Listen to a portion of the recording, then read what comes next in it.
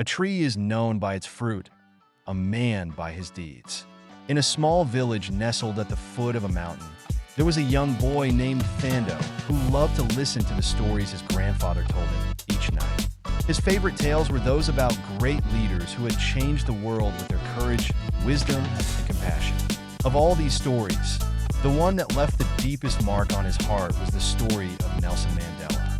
Madiba, his grandfather would begin, calling Mandela by his clan name, was a man born in the dusty hills of Mizo, but his heart was as vast as the plains that stretched far beyond our sight.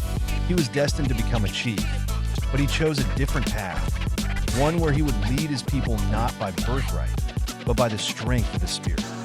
Thando would listen wide-eyed as his grandfather described Mandela's early life, how he had grown up herding cattle, just like many of the village boys. But unlike others, Mandela had a burning desire for knowledge. He walked miles to attend school, absorbing every lesson, and with each step, he grew closer to his true destiny. Madiba could have lived a quiet life, his grandfather would continue, but the land of South Africa was not at peace.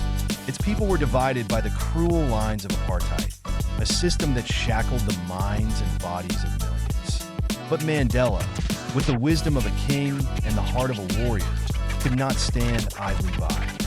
Thando's grandfather would then tell him of the long years Mandela spent fighting against this injustice, not with weapons, but with words, with the power of his convictions, and with an unshakable belief that all people are born equal.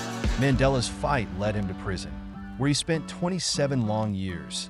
Yet even behind bars, his spirit remained free. But you see, Thando, his grandfather would say, Madiba understood something that many did not. He knew that true leadership is not about holding power over others, but about serving them. When he finally walked out of that prison, he did not seek revenge. Instead, he sought reconciliation. He embraced those who had oppressed him, knowing that only love could heal the wounds of his land. Thando's eyes would fill with tears as he heard how Mandela became the first black president of South Africa, not to rule, but to unite. His heart was big enough to hold the pain of a nation, and his vision was clear enough to guide it towards a future of hope and equality. And that, my boy, his grandfather would conclude, is why Nelson Mandela was a great leader. Not because he was without flaws, but because he never let those flaws stop him from striving for what was right. He taught us that the path of a leader is not one of privilege, but of sacrifice, and that the greatest leaders are those who give of themselves for the good of others. Thando would sit quietly after each story, pondering the lessons his grandfather had shared.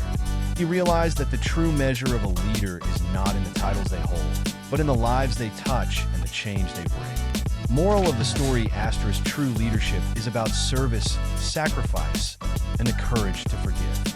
It is about using your power to uplift others and heal the wounds of the past, no matter how deep they run.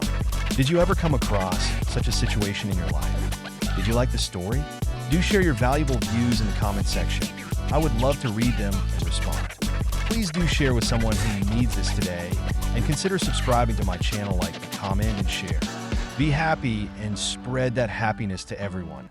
Make someone smile today. Thank you.